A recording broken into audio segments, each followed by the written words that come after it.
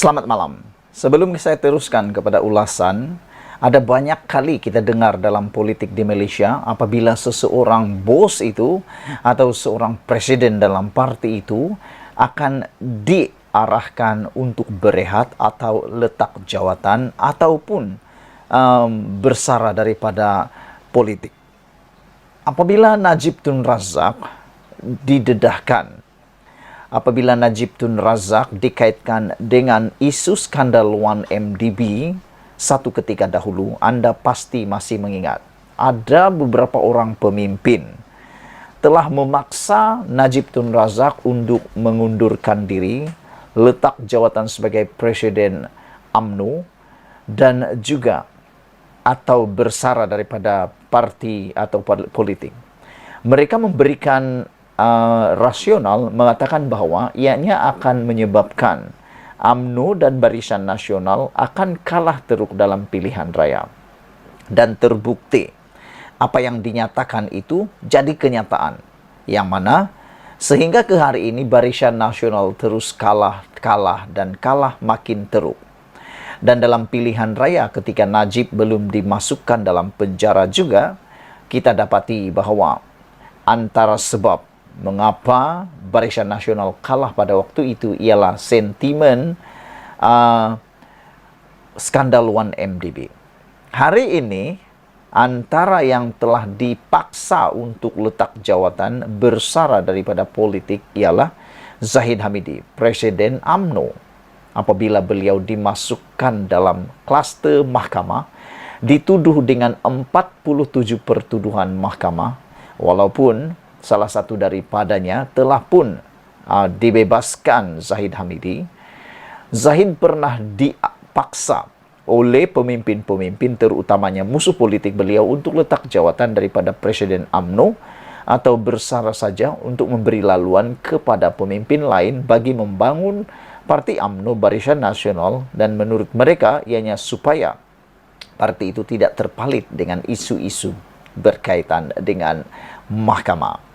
Hari ini, Muhyiddin Yassin juga sudah masuk dalam kluster mahkamah.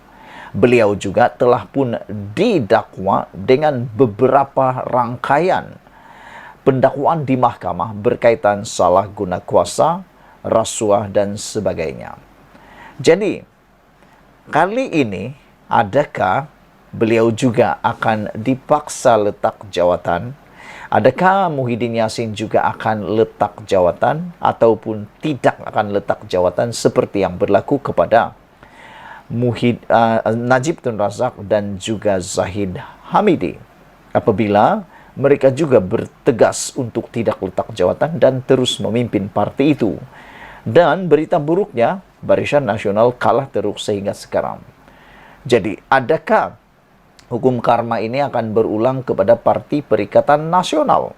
Apabila Muhyiddin Yassin belum letak jawatan seperti yang dibuat oleh Wan Saiful Wanjan, apabila beliau sendiri meletak jawatan selepas didakwa di mahkamah berkaitan dengan skandal Jana Wibawa. Hari ini Muhyiddin Yassin masih lagi Presiden Bersatu dan masih lagi pengerusi Perikatan Nasional. Tetapi selepas ini saya akan bentangkan kepada Anda ulasan yang diberikan oleh seorang ahli politik di Pulau Pinang yang mengatakan 8 faktor mengapa Muhyiddin Yassin dan juga Perikatan Nasional tidak lagi akan seperti pasca 15 dulu. Namun, faktor yang ketiga atau kedua itu adalah berkaitan dengan Muhyiddin, yang mana Muhyiddin Yassin telah pun dimasukkan dalam kluster mahkamah. Telah berjaya masuk dalam kluster mahkamah dan didakwa di mahkamah. Jadi, apa yang berlaku sebenarnya perbezaan dalam kempen PRU 15 dengan kempen 6 buah PRN 6 buah negeri yang akan diadakan tidak lama lagi, dijangka selewat-lewatnya pada Ogos ini, ialah ketika berkempen mereka tidak boleh lagi memikirkan bahawa Parti Perikatan Nasional itu ialah parti yang suci bersih murni seperti PRU 15 yang lepas. Dalam PRU 15 yang lepas, Perikatan Nasional boleh saja menjajah mengatakan bahawa antara slogan Parti Perikatan Nasional ialah bersih, stabil. Untuk mengatakan bersih, itu jauh menyimpang sudah. Kerana terbukti sekarang 3 orang pemimpin utama Bersatu telah pun dihadapkan ke mahkamah dengan pertuduhan-pertuduhan rasuah, penyalahgunaan kuasa dan sebagainya, penyelewengan dan sebagainya. Jadi untuk menggunakan kempen ataupun umpan dengan perkara bersih, itu jauh untuk mau gunakan lagi. Mereka tidak boleh gunakan lagi. Nanti silap sedikit, mereka akan terkena muka sendiri, menumbuk muka sendiri. Macam itulah lebih kurang kan. Tumbuk orang tapi kena muka sendiri. Sebab bila kempen nanti mereka kata mungkin akan cuba untuk menggunakan peluru pertuduhan Mahkamah Zahid Hamidi dan UMNO, mereka tak boleh guna lagi. Kerana mereka pun sudah masuk dalam perkara atau kesalahan ataupun kluster tersebut. Kalau nak kata belum bersalah, samalah seperti Zahid Hamidi. Belum terbukti bersalah, masih di dalam proses penghakiman. Jadi, itu persoalan yang besar. Adakah Muhyiddin Yassin akan letak jawatan berundur daripada memimpin Perikatan Nasional, memimpin Parti Bersatu?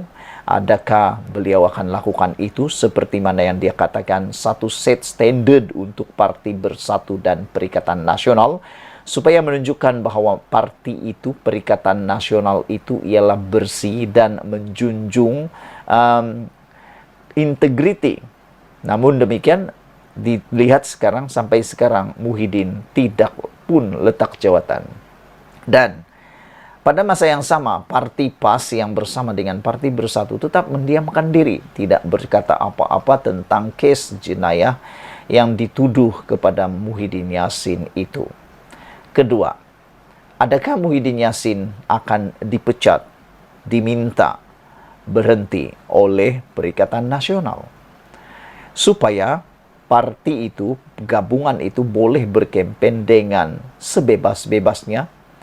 Kerana ingat, ianya sudah berlaku. Jangan sampai karma berulang pula kepada Perikatan Nasional.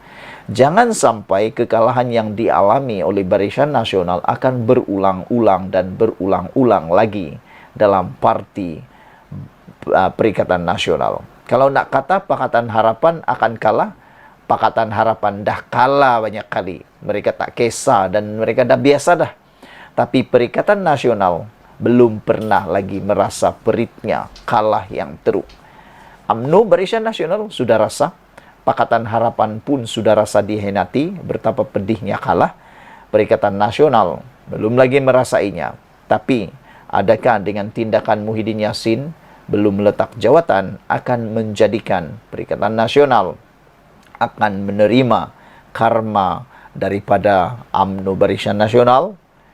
Sekian dulu untuk kali ini. Jangan lupa tinggalkan komen anda dan ikuti konten saya yang sebelum ini berkaitan dengan 8 faktor kemenangan ataupun gelombang parti hijau ataupun gelombang hijau akan terhenti. Kita jumpa lagi. Bye-bye.